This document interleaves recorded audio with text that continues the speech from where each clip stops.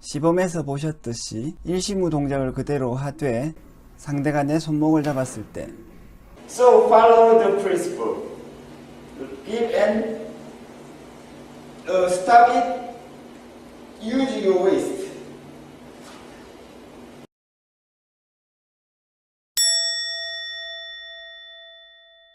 안녕하십니까. 태권도 문화연대 이창우입니다. 이번 비디오에서는 일시무 즉 주춤선 몸통 지르기 동작의 실제 응용에 대해서 설명을 드리겠습니다. 고전 태권도를 정확히 배운 적이 없는 많은 분들에게 일시무 즉 주춤선 몸통 지르기 동작은 매우 형식적인 것으로 보일 것입니다. 하지만 이 동작은 정확히 수련한 그대로 실전 즉 범죄 현장이나 폭력 상황에서 효과적인 기법이 됩니다. 먼저 공격 기법으로서의 일시무를 보시겠습니다. 이 동작은 왼발을 조금 앞으로 내디든 것 외에는 정확히 일시무 동작 그대로입니다. 그리고 효과적인 공격 기법이지요. 왜 이것이 효과적인 공격 기법일까요? 보통 고전 태권도를 배우지 않은 사람들은 상대의 공격을 이렇게 예상합니다. 그리고 실제로 이런 공격, 즉 자신의 오른주먹으로 상대의 얼굴을 가격하는 공격은 많이 발생합니다. 하지만 이런 공격은 자세를 낮추면서 막으면 잘 방어할 수 있습니다. 그래서 일시무의 기법으로 상대를 공격하는 것입니다. 그 기법의 핵심은 먼저 무릎을 많이 굽혀서 자세를 낮춘 다음에 접근하여 상대를 가격하는 것입니다. 방금 보신 동작은 오른발이 앞으로 나가면서 지른 동작이라서 일시무 수련 때 했던 것과는 조금 다른 동작입니다. 하지만 기법의 요점은 똑같습니다. 따라서 일시무의 동작을 정확히 응용하여 다음과 같이 상대의 명치를 가격하더라도 동일한 효과를 얻을 수 있습니다. 그것이 처음에 보신 동작입니다. 다시 보시겠습니다. 앞에서 보신 것처럼 오른발이 앞으로 나가면서 질러도 됩니다. 하지만 만약 여러분들이 초보자시라면 정확히 동일한 동작을 반복하시는 것이 좋습니다. 그래야 빨리 숙달할 수 있고 한 동작이라도 자신있게 사용할 수 있습니다. 이것을 다른 방향에서 한번 보시겠습니다.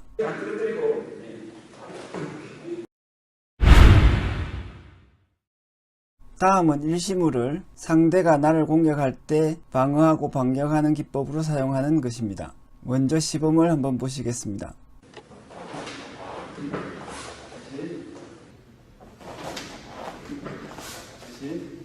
시범에서 보셨듯이 일시무 동작을 그대로 하되 왼발을 조금 비스듬히 앞으로 내밀어서 거리를 조절해야 합니다. 그리고 왼 주먹은 펴서 손바닥으로 상대의 어깨와 팔꿈치 사이 정도를 쳐내서 방어합니다. 이때 자세를 낮추는 것이 제일 중요합니다. 이것이 태권도 3제의 하늘입니다. 이 동작을 다시 천천히 한번 보시겠습니다.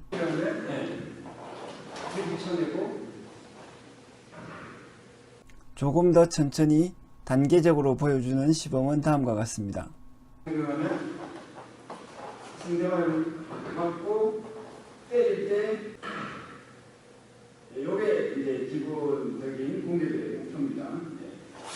자, 여기서 상대를 공격하는 정확한 지점은 명치가 아닙니다. 내가 상대의 오른쪽으로 비켜섰기 때문에 상대의 명치를 때릴 수 없습니다. 대신에 상대의 맨 마지막 갈비뼈를 가격합니다. 맨 마지막 뼈라서 쉽게 부러지죠. 이 뼈가 부러지면 안쪽을 찌르게 됩니다. 그러면 허파에서 피가 나오게 되는데 이 때문에 3시간 후에는 허파가 피로 가득 차서 숨을 쉴 수 없어 질식사하게 된다고 합니다. 이것은 이광희 사범님께서 알려주신 내용입니다. 그러므로 상대를 살리고 싶으면 3시간 이내로 상대를 병원으로 데리고 가서 치료를 해야 되겠죠. 말이 나왔으니 일시무 기법에서의 태권도의 3제, 즉 하늘, 땅, 사람의 요소를 설명드리겠습니다. 첫 번째 하늘 요소는 자세를 낮추는 것입니다. 이것이 가장 힘들죠. 그럼 왜 이 요소가 중요하냐? 태권도 기법을 쓸 때를 생각해 봅시다. 수련할 때 말고 실제로 쓸 때 말입니다.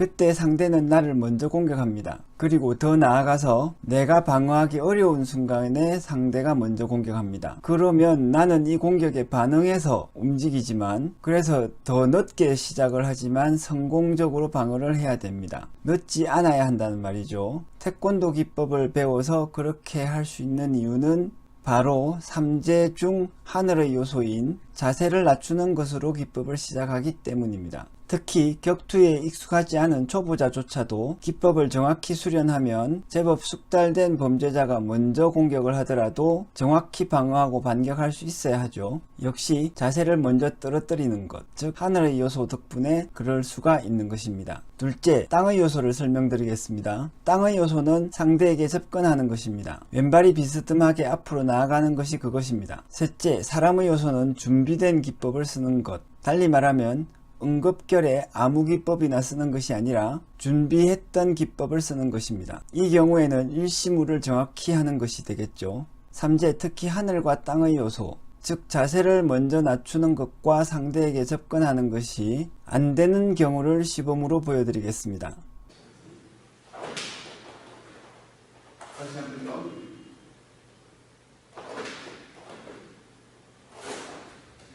이 동작에서 저는 자세를 먼저 낮추지 않고 높은 자세에서 옆으로 먼저 비키려고 했죠. 동시에 상대에게 다가가기보다는 뒤로 물러나려고 했습니다. 나중에 자세를 낮추긴 했지만 순서가 틀렸습니다. 그래서 효과적인 기법이 되지 못했습니다. 이것이 일시무가 실패하는 원인입니다. 수련할 때 다음과 같이 하면 안 되는 이유가 여기에 있습니다.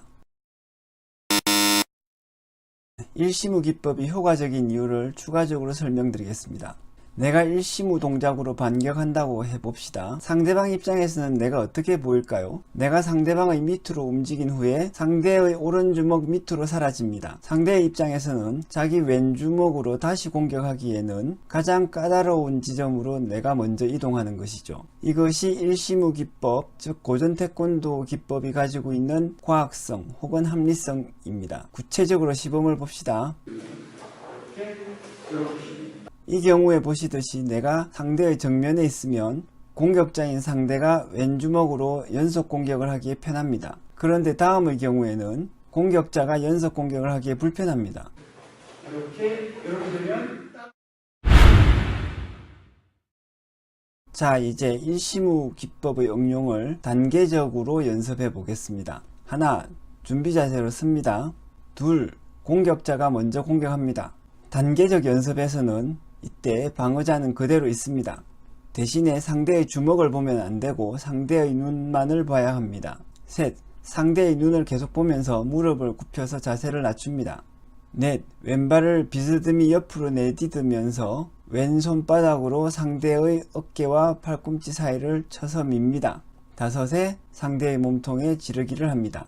각 단계는 또박또박 끊어서 반복해야 합니다. 각 단계 사이에 불필요한 움직임이 끼어들어서 습관화되지 않도록 하는 것이 수련의 핵심입니다. 반복 횟수는 하루에 한 50번 정도를 권합니다. 도장에서 다른 사람들과 같이 수련할 때는 계속 바뀌는 상대와 10번씩 수련하면 되겠습니다. 혼자 수련하기에 일시무 수련과 함께 역시 이렇게 100일 정도를 수련하시면 실제로 이 기법을 쓸 수 있다는 자신감이 생길 것입니다. 단 나쁜 습관이 붙지 않고 정확히 반복하도록 중간중간에 교정 과정이 필요합니다. 제가 지도할 때는 10번 반복할 때마다 한 가지씩 지적하면서 교정했습니다. 수련할 때는 정말 예상치 못한 어처구니 없는 실수들이나 잘못된 습관들이 나타납니다.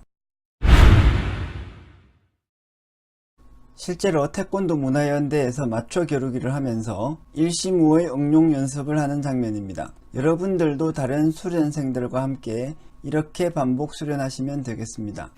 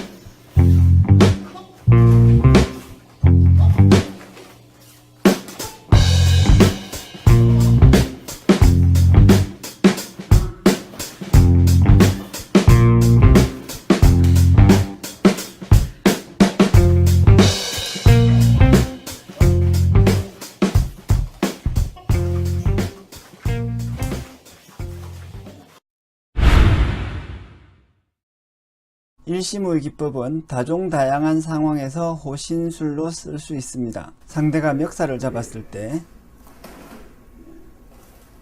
상대가 내 손목을 잡았을 때, 상대가 내 어깨를 잡았을 때, 상대가 내 머리를 잡았을 때, 상대가 뒤에서 내 어깨를 잡았을 때, 상대가 뒤에서 나를 안았을 때, 그리고 상대가 나를 발로 찰 때, 어느 경우에나 일시무를 쓸 수 있습니다. 여러분에게는 이것이 우습게 보일 수도 있고 또 재미없게 보일 수도 있습니다.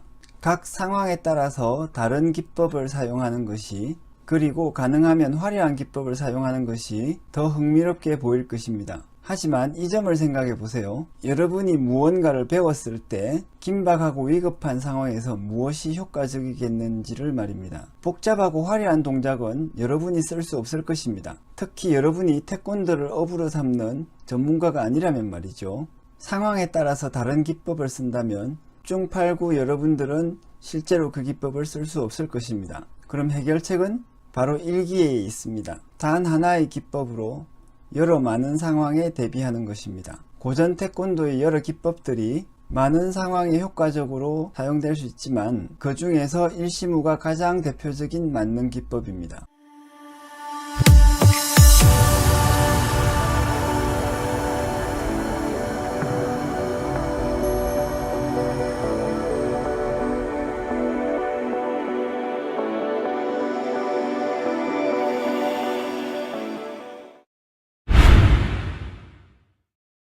다음은 상대의 정확한 무예 기법에 거의 당했을 때 일시무 기법으로 위기를 벗어나는 것을 보겠습니다. 다음 보실 장면은 제가 2010년도에 유럽의 태권도 순례를 갔을 때 가르쳤던 장면입니다. 기본 꺾기 기법을 먼저 가르친 다음에 그 기법에서 벗어나는 법을 가르쳤습니다.